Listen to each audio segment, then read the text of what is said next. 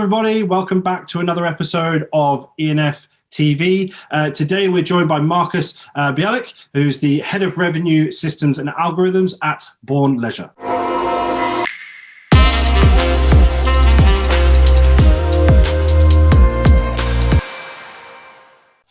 Marcus, thank you so much for joining us today.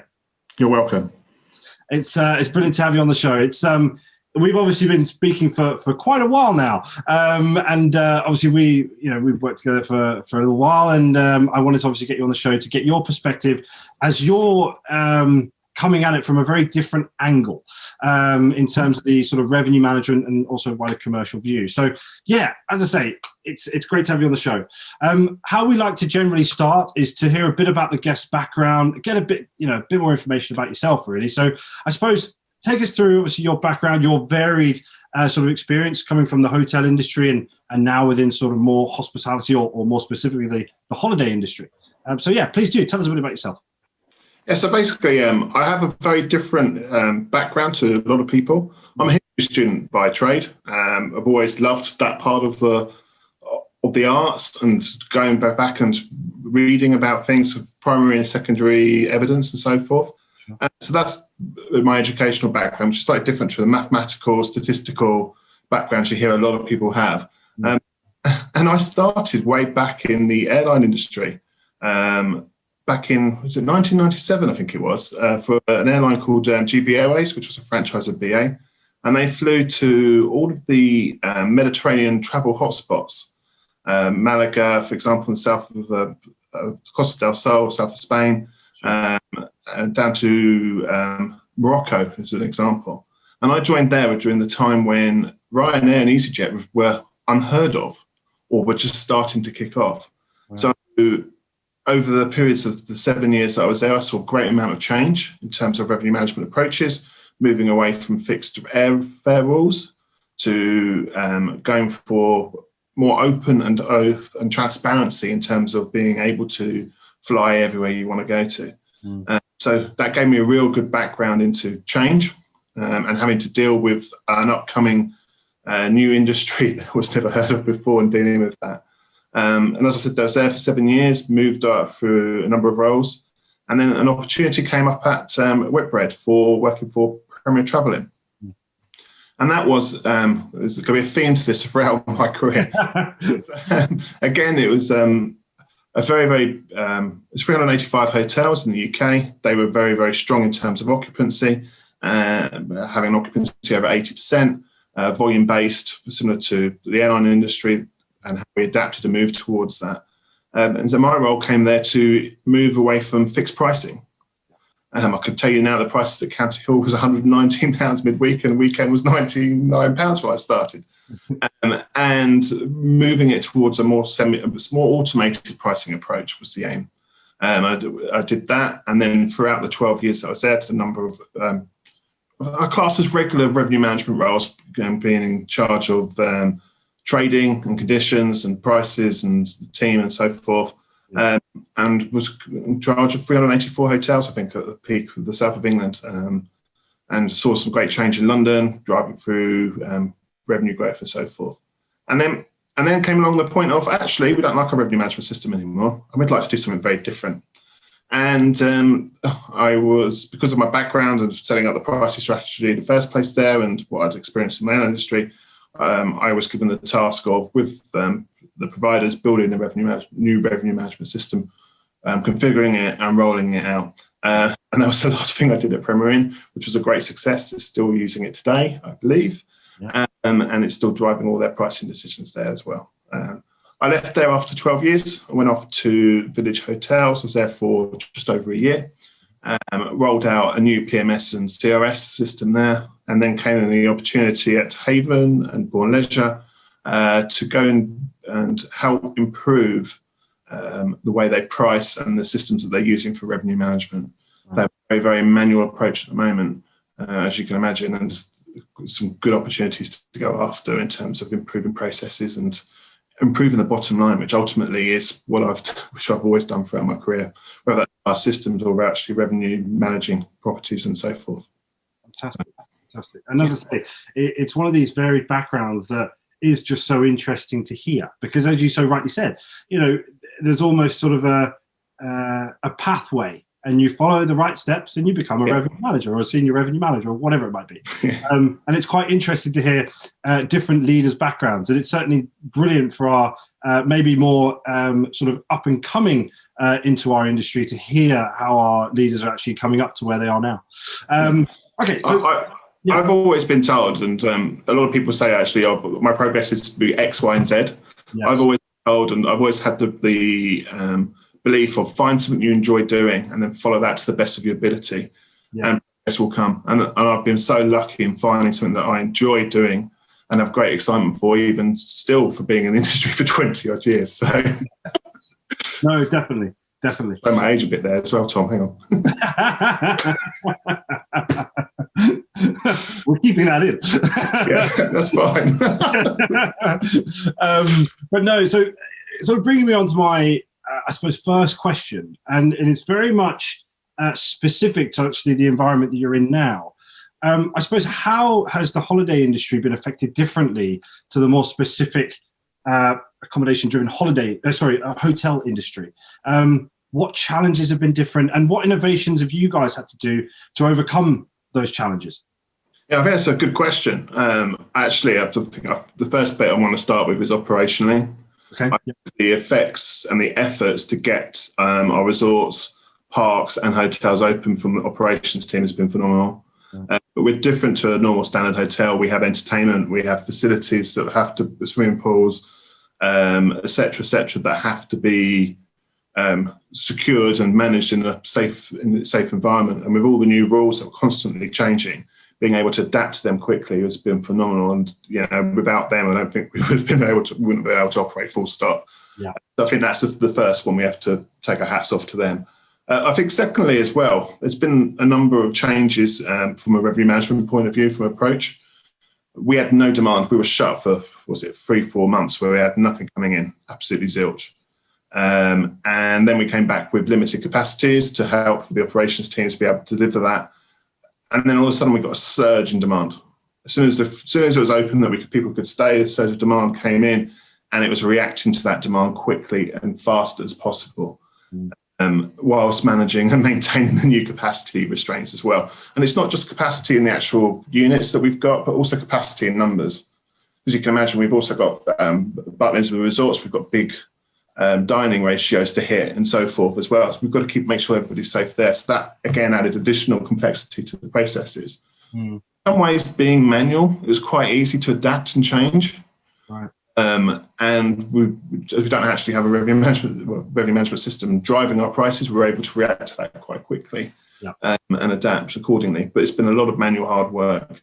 In terms of innovations, I think probably the one that stands out the most is at Haven.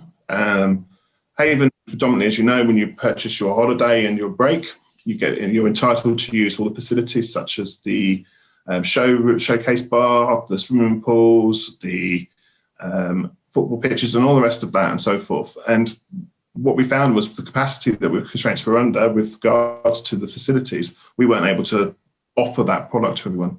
So quite quickly and quite adaptively, we had rolled out a new Haven Hideaway product, which was purely for those people that could stay on the caravan park and stay and enjoy the facilities by the sea and so forth, but not actually use the facilities on site. Okay. Yeah. They wanted to on a daily basis. They could buy the pass if we had the capacity and the space to do so. But that was quite a big change that we had to make across the business quite quickly and adapt to that and so forth.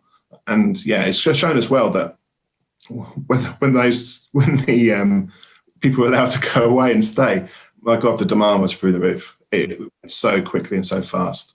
And that's something that we all learned from as well. And then on the downside as well, as soon as we start getting the regional lockdowns, you see what happens there. Cancellations start growing and so forth, and people don't want to stay. So yeah, it's part and parcel of today's world. But whereas we're not reliant on city centre and corporate travel, as soon as people were allowed to go away, they were able to. So yeah. It's you're prime for that staycation market, especially accommodating for the family element. Half terms and things like this. that's where families want to go away. They want to get away from their house. And I think you're absolutely right. I think everyone got fed up with the 4 walls they were looking at on a daily basis, and they just needed a space of, even if it was a day away from the house. Yeah, we definitely picked up on that, and yeah. And I suppose, again, you already touched on this, but it's the people on the ground.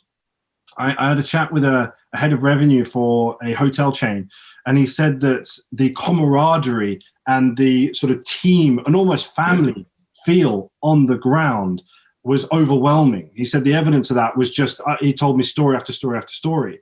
And I do think that we do need to give them a shout out from that commercial element. We do need to say, look, well done, because you guys are on the ground dealing with it, dealing with frustrated customers that maybe want certain things but can't have it anymore due to the ever-changing rules. But also, as you say, the safety element, it's just so important right now. So no, I couldn't agree with you more. Giving those guys an applause where it is due is definitely a lot right now. Moving on to something very specific to actually your role, actually, because you're actually the first person that's coming at it from this perspective. Now, looking at things from a systems and algorithms point of view, how has your role had to be adapted for you to be able to support the brands within Bourne Leisure? I can imagine that it's come with a lot of headaches, but I can imagine that the disruption of everything that's happened has also opened up possible new opportunities in areas that maybe you wouldn't have thought of before.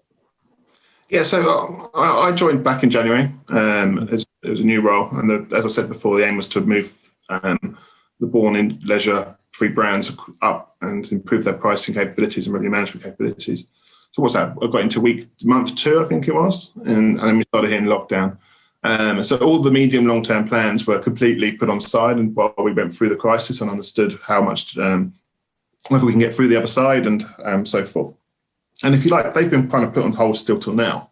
And I've had to adapt to helping on the short-term issues as well, dealing with that and helping the teams get up to speed. And one of the things that we've got is we've got some playbooks that we've introduced to help the teams guide their revenue management.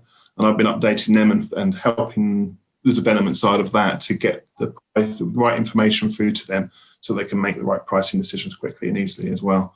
Yeah. So, a lot more time has been spent on the short-term elements of it. I've also been supporting across other initiatives of the business through projects and so forth as well, as and when required. I think it's all been hands to pump to keep the lights going and everything going and the business is going so that when we were ready to reopen, we could do so easily, quickly and efficiently. I've never experienced anything like this in my career, and I was at an airline industry when it got hit by September 11th.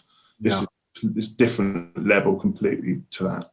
So it's as you say, it is very much an all hands on deck or all hands on pump right now, and that short term element is certainly the focus for everybody. That long term sort of game is certainly just an afterthought right now. Correct. That was what happened as well with Bourne, and that. But because the medium long term is not going to go away, we need to get back to that and look at that.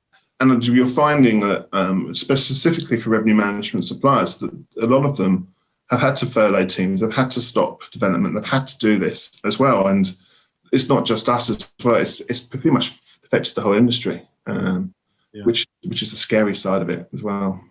Definitely. I mean, I'm sure you can imagine, I've been having more conversations with people than I ever have before. And some of the stories I'm hearing, it's difficult. But as we say, we're there's this phrase that keeps getting thrown around at the moment, but we are all in this together. And we are. It's a case of really sort of embracing that fact. And as you say, all hands on deck or all hands on pump. I suppose in terms of sort of exciting stuff that's going on with yourself at the moment in terms of your role, more specifically, I suppose. Tell us a bit about what's going on with you and what's sort of different and so on. So my role, if you like, has been put on hold pretty much for the last 6-7 months as well. But I think we're getting through to the end of that. And from next year, I can go back to what my primary objectives were. Yeah. That excites me. That excites me about being able to bring some change to the business and being able to assist these guys that are making price changes manually and adapting them as well. Yeah. Getting them onto the big pricing decisions rather than the £1 here and the £2 here, which are making every decision that doesn't need to be made. That excites me, and I'm hopeful, fingers and the rest of it, that that's going to happen for next year, and we can start heading back towards our original commercial plan as well, and moving that forward. But yes, as I said, the last couple of months have been different to what I expected them to be, but we need to make sure that the business continues to move forward as well. So it's obviously your background, as the audience has now heard, but obviously I knew anyway. Your background has always been about driving positive change with regards to the commercial function. And I can imagine that you are literally chomping at the bit to get back to that point, knowing you. So yeah, I can imagine. I am, and it's. I think everyone knows my background. I built a revenue management system at Premier Inn as well, and delivered that. The question that was always asked for me in interviews: is it one system, two systems, three systems, or is it build your own? And I want to get to that answer as quickly and as fast as possible, and then get on to designing what that solution is. And yes, that's ideally what I want to get to. No, completely. Well, Marcus, thank you so much for taking the time out of your busy schedule. I know how busy you are at the moment, so I really do appreciate this. Guys, please do let us know your thoughts on this episode in the comments below. I know that Marcus and I would love to hear them. And please do check out who's on next week's episode now.